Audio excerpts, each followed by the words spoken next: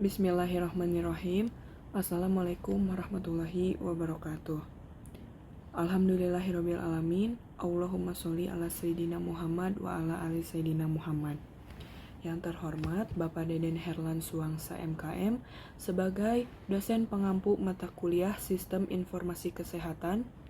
Mohon izin sebelumnya kami ucapkan terima kasih karena pada kesempatan kali ini kami dari kelompok 1 kelas C akan mempresentasikan hasil diskusi kami mengenai analisis perancangan aplikasi mobile JKN sebagai salah satu tugas ujian praktik dari mata kuliah Sistem Informasi Kesehatan. Saya perkenalkan terlebih dahulu anggota dari kelompok 1, yaitu saya, Leviana Suci Novianti, lalu ada Anissa Wahdatul Jannah, Adelia Nuraini, Agung Gumelar, Asri Nuraini, Dede Hani, Intan Dwi Salsabilah, Maya Wulandari, dan Mutiara Dewi Safitri. Selanjutnya adalah pemaparan hasil diskusi kami kepada anggota kelompok. Saya persilahkan. Saya Mutiara Dewi Safitri. Di sini saya akan menjelaskan mengenai pengertian Mobile JKN. JKN Mobile adalah aplikasi yang dapat diakses melalui smartphone. Terobosan baru yang dihadirkan oleh BPJS Kesehatan ini dapat memudahkan penggunaan dalam melakukan pendaftaran, mengubah dan menemukan data kepesertaan, memperoleh layanan fasilitas kesehatan tingkat pertama FKTP, dan fasilitas rujukan tingkat lanjutan yaitu FKTL, serta memudahkan penggunaan dalam memberikan kritik atau saran. Selanjutnya ada tujuan Mobile JKN. JKN Mobile bertujuan agar peserta dapat menikmati layanan dengan cepat. Aplikasi tersebut dapat digunakan dimanapun dan kapanpun tanpa adanya batasan 20 waktu. Self-service. Inovasi yang telah dilakukan oleh BPJS Kesehatan diharapkan bisa mewujudkan kepuasan penggunaan sebagai peserta JKN atau KIS. Perkenalkan, saya Intan Dwi Salsabila dengan NIM C1A21054. Di sini saya akan menjelaskan tentang fitur-fitur yang ada di mobile JKN. Yang pertama ada informasi program JKN, yang kedua ada informasi terkait layanan lokasi Vaskes, yang ketiga ada informasi riwayat pelayanan, yang keempat ada bugar, yang kelima ada rehab atau cicilan, yang keenam ada pendaftaran peserta baru, yang ketujuh ada informasi peserta, yang kedelapan ada pendaftaran pelayanan atau antrean, yang kesembilan ada konsultasi dokter, yang kesepuluh ada perubahan data pasien, yang kesebelas ada pengaduan layanan JKN, yang kedua belas ada info ketersediaan tempat tidur, yang ke-13 ada informasi tentang jadwal tindakan operasi, yang ke-14 ada informasi tentang iuran, yang ke-15 ada pendaftaran auto debit, yang ke-16 ada informasi riwayat pembayaran, yang ke-17 ada screening riwayat kesehatan, yang ke-18 ada informasi virtual akun, dan yang terakhir ada informasi tentang minum obat. Saya Anissa Wahdatul Jannah dengan NIM C1AA21018. JKN ini menggunakan analisis SWOT, di mana ini adalah untuk mengevaluasi secara menyeluruh mengenai kekuatan, kelemahan, peluang, serta ancaman yang ada dalam aplikasi tersebut. Yang pertama adalah kekuatan atau strength. Yang pertama, akses mudah ke layanan kesehatan. Jadi aplikasi mobile JKN ini mempermudah peserta BPJS Kesehatan dalam mengakses layanan kesehatan seperti pengecekan status kesehatan, kepesertaan, riwayat kunjungan, dan pembayaran iuran. Selanjutnya ada kemudahan klaim dan pembayaran. Jadi fitur ini untuk mengajukan klaim dan melakukan pembayaran iuran secara langsung dari ponsel. Sangat mempermudah peserta untuk mengelola kesehatan mereka tanpa harus datang ke kantor atau fasilitas tersedia. Selanjutnya ada notifikasi dan pengingat. Jadi aplikasi ini dapat mengirimkan notifikasi atau pengingat terkait pembayaran iuran. Selain itu ada jadwal pemeriksaan kesehatan atau peringatan jika ada masalah terkait dengan keanggotaan. Dan aplikasi ini dapat diakses oleh semua orang pengguna smartphone. Untuk kekurangannya, kelemahan atau weakness ini, yang pertama desain antarmuka pengguna yang tidak selalu ramah, lalu ketergantungan juga pada koneksi internet. Jadi untuk mengakses fitur-fitur ini memerlukan koneksi internet yang cukup baik. Untuk batasan fiturnya itu ada beberapa fitur yang masih kurang lengkap, seperti akses ke dalam rekam medis itu masih kurang. Selanjutnya untuk performanya kadang kurang optimal, seperti kadang ada crash atau berjalan lambat, dan kurangnya pendidikan pengguna. Jadi tidak semua peserta BPJS Kesehatan tahu cara menggunakan aplikasi mobil JKN ini seperti apa. Selanjutnya untuk peluang, ada peningkatan penggunaan smartphone di masyarakat. Jadi di sini semakin banyaknya masyarakat yang memiliki smartphone, ada peluang besar bagi aplikasi ini untuk menjangkau lebih banyak orang. Ada penambahan fitur baru, terdapat peluang untuk pengembangan fitur baru ini seperti integrasi dari telemedicine. Dengan semakin banyaknya orang memiliki smartwatch, peluang aplikasi ini sangat besar. Selain itu juga terdapat peluang untuk mengembangkan fitur baru seperti integrasi telemedicine atau konsultasi medis jarak jauh, kemampuan untuk mengajukan klaim lebih lanjut, atau fitur perawatan kesehatan berbasis data. Aplikasi ini dapat berkolaborasi dengan perangkat kesehatan wearable seperti smartwatch atau alat pengukur tekanan darah agar dapat mengukur secara real time atau memberikan data yang lebih bermanfaat. Menyediakan lebih banyak metode pembayaran yang mudah serta meningkatkan kemampuan pengguna untuk memperbarui data secara langsung di aplikasi, dan ekspansi ke daerah yang belum terjangkau. Dengan penambahan fitur offline atau pengembangan aplikasi yang lebih ringan, aplikasi ini dapat menjangkau lebih banyak lagi daerah. Yang keempat, ancaman atau threat. Jadi, banyak aplikasi kesehatan yang bersaing dengan JKN seperti aplikasi yang memungkinkan pengguna untuk mendapatkan layanan medis secara online. Selanjutnya, isu data pribadi. Jadi, data kesehatan adalah data informasi yang sangat sensitif, dan jika terjadi kebocoran atau peretasan data, ini dapat menurunkan kepercayaan pengguna terhadap aplikasi. Selanjutnya ada perubahan kebijakan pemerintah. Jadi aplikasi JKN ini sangat bergantung pada kebijakan pemerintah terkait dengan BPJS Kesehatan. Perubahan kebijakan dan ketentuan baru yang tidak sesuai dengan aplikasi dapat mempengaruhi kinerja. Selanjutnya kurangnya edukasi pengguna. Jadi masih banyak masyarakat yang belum terbiasa dengan teknologi ini. Hal ini dapat menghambat adopsi dan penggunaan aplikasi dengan maksimal. Selain itu, untuk masalah koneksivitas di daerah terpencil, masalah jaringan internet yang tidak merata di seluruh Indonesia itu yang dapat menjadi ancaman, mengingat aplikasi ini membutuhkan koneksi internet yang stabil untuk berfungsi dengan baik. Perkenalkan, nama saya Adelia Nuraini. Saya di sini akan menjelaskan rencana pemecahan masalah terkait mobile JKN. Rencana pemecahan masalah untuk mobile JKN yang pertama ada perbaikan antarmuka pengguna atau UI, mendesain ulang antarmuka aplikasi agar lebih intuitif dan ramah pengguna. Selanjutnya menyederhanakan elemen-elemen visual dan membuat tata letak lebih terstruktur. Menambahkan panduan pengguna atau tutorial interaktif saat pertama kali membuka aplikasi untuk membantu pengguna memahami cara menggunakan aplikasi. Selanjutnya yang kedua adalah penambahan fitur baru. Menambahkan fitur telemedicine untuk memungkinkan pengguna berkonsultasi dengan dokter secara online, menyediakan akses lebih lengkap terhadap riwayat medis peserta, meningkatkan integrasi aplikasi lebih banyak fasilitas kesehatan seperti rumah sakit dan klinik untuk memastikan untuk lebih banyak akurat dan terbarui. Selanjutnya yang ketiga adalah peningkatan kinerja aplikasi. Melakukan optimasi kinerja aplikasi agar dapat berjalan lancar pada berbagai perangkat, termasuk yang memiliki spesifikasi rendah. Selanjutnya ada peningkatan keamanan data menggunakan enkripsi end-to-end untuk melindungi data pribadi dan media pengguna. Menerapkan autentikasi 2 faktor untuk meningkatkan keamanan login, melakukan audit keamanan secara tertata dan berkala, dan memberikan edukasi kepada pengguna mengenai cara melindungi dan pribadi mereka. Yang kelima ada fitur offline.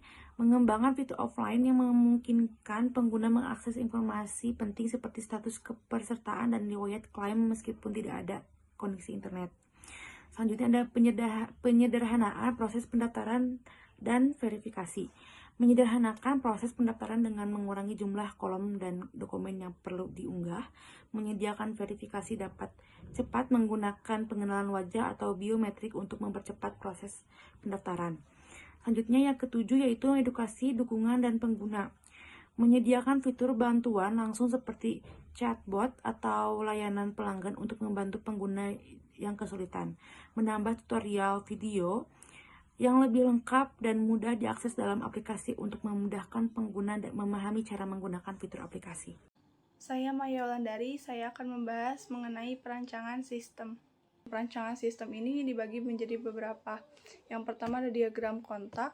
Dalam diagram kontak terdapat yang pertama ada BPJS Kesehatan. Dalam BPJS Kesehatan ini dibagi juga menjadi beberapa bagian. Yang pertama ada data peserta, data pembayaran, dan data klaim. Selanjutnya adalah laporan peserta dan ada laporan data klaim. Selanjutnya yang kedua ada Fastcase. Di dalam Fastcase ini terdapat data antrian, data pasien, data jadwal kunjungan, serta laporan antrian, laporan pasien, dan laporan jadwal kunjungan. Selanjutnya, yang ketiga ada pihak pembayaran. Dalam pihak pembayaran, terdapat data transaksi pembayaran iuran peserta dan laporan transaksi pembayaran iuran peserta. Selanjutnya, yang keempat ada data penggunaan Fastcase, data pembayaran dan data antrian rumah sakit. Dan ada juga laporan penggunaan Fastcase, laporan pembayaran, dan laporan antrian rumah sakit. Selanjutnya yang kedua ada Entity Relation Diagram. Ini juga terdapat beberapa ya. Yang pertama itu ada user. Dalam user ini terdapat ID peserta, nama, tanggal lahir, nomor BPJS, alamat, nomor telepon, status kepesertaan. Selanjutnya ada yang kedua ada claim. Yang pertama berisi ID claim, ID peserta, tanggal klaim, fasilitas ID, status klaim, dan jumlah biaya. Selanjutnya ada pembayaran yang di dalamnya berisi tentang ID pembayaran, ID peserta, tanggal pembayaran, jumlah pembayaran, dan status pembayaran. Selanjutnya ada fasilitas kesehatan. Di fasilitas kesehatan ini terdapat ID fasilitas, nama fasilitas, alamat fasilitas, dan jenis fasilitas. Saya Asri Nur Aini dengan NIM C1AA21021. Di sini saya akan menjelaskan materi tentang tabel relation diagram. Tabel relation diagram menunjukkan struktur tabel yang ada dalam basis data dan bagaimana hubungan antar tabel tersebut. Berikut contoh tabel yang ada dalam aplikasi mobile JKN. Yang pertama itu ada user. Dalam user ini yang pertama ada ID peserta, yang kedua nama, yang ketiga tanggal lahir, yang keempat nomor KTP, yang kelima nomor BPJS, yang keenam alamat, dan yang terakhir nomor telepon. Nah, user ini bisa mengakses ke yang pertama claim. Di claim ini ada ID claim, yang kedua ada ID peserta, tanggal claim, fasilitas, jumlah biaya, status claim. Yang kedua ada pembayaran. Yang pertama itu ID pembayaran, ID peserta, tanggal pembayaran, jumlah pembayaran. Yang terakhir ada variety, ID fasilitas, nama fasilitas, alamat fasilitas. Selanjutnya ada data flow diagram. Data flow diagram menggambarkan aliran data antara proses, penyimpanan data, dan entitas eksternal. Berikut adalah gambaran dari data flow diagram level 1. Yang pertama itu ada pendaftaran. Yang pertama daftar, lalu data pengguna, nama alamat, nomor KTP, nomor BPJS. Selanjutnya sistem memverifikasi dana peserta, memeriksa status ketersediaan, dan mendaftar peserta. Lalu konfirmasi, setelah itu pesan error. Yang kedua ada pengecekan status kepesertaan riwayat klaim. Yang pertama ada 10 peserta dan data klaim, lalu mengambil data status kepesertaan dan riwayat klaim dari BPJS dan fasilitas kesehatan. Selanjutnya ada pembayaran iuran. Yang pertama data pembayaran, jumlah iuran, lalu memverifikasi pembayaran melalui sistem pembayaran, lalu konfirmasi pembayaran, lalu gagal transaksi. Saya Dede Hani, di sini saya akan menjelaskan terkait perancangan pada sistem aplikasi mobil JKN. Jadi untuk aplikasi mobil JKN di sini terdapat halaman informasi peserta yang terdiri dari nama anggota, nomor BPJS, tanggal lahir, dan ada nomor fasilitas kesehatan. Nah, selanjutnya di sini ada halaman pendaftaran pelayanan. Untuk halaman pendaftaran pelayanan di sini bisa dipilih untuk jenis fasilitas kesehatannya apa. Nah, untuk fasilitas kesehatannya itu ada fasilitas kesehatan tingkat pertama dan ada fasilitas kesehatan rujukan tingkat lanjut. Assalamualaikum warahmatullahi wabarakatuh. Perkenalkan, nama saya Agung Gumelar, C1AA21010, tingkat 4, kelas C, Sarjana Keperawatan. Di sini selanjutnya ada perancangan sistem. Nah, yang kelima ini rancangan tampilan antarmuka. Yang poin D, halaman info peserta. Di sini terlihat info peserta di mana peserta yang sudah mendaftar. Bisa terlihat Di sini ada kelas-kelasnya juga, ada kelas 3, kelas 2, kelas 1. Nah, untuk poin selanjutnya itu poin E, di mana halaman ini pendaftaran layanan. Halaman ini juga ada 2 kategori. Nah, kategori ini yang pertama ada Paskes tingkat pertama dan Paskes rujukan tingkat lanjutan. Saya Leviana Suci Novianti akan menjelaskan mengenai alur proses sistem. Nah, apabila pasien ingin mendaftar secara online ke fasilitas kesehatan atau ke fasilitas kesehatan rumah sakit, pasien akan memulai dan masuk ke mobile JKN dan mengakses mobile JKN. Lalu akan menginput nomor kartu, NIK, nomor HP, tanggal periksa, lalu ada kode poli, kode dokter, nomor referensi, dan juga jenis kunjungannya apa. Nanti itu semua diisi. Lalu selanjutnya akan dikirimkan dan akan diterima oleh web service rumah sakit dan masuk ke dalam database rumah sakit dan akan tercantum pada tabel appointment.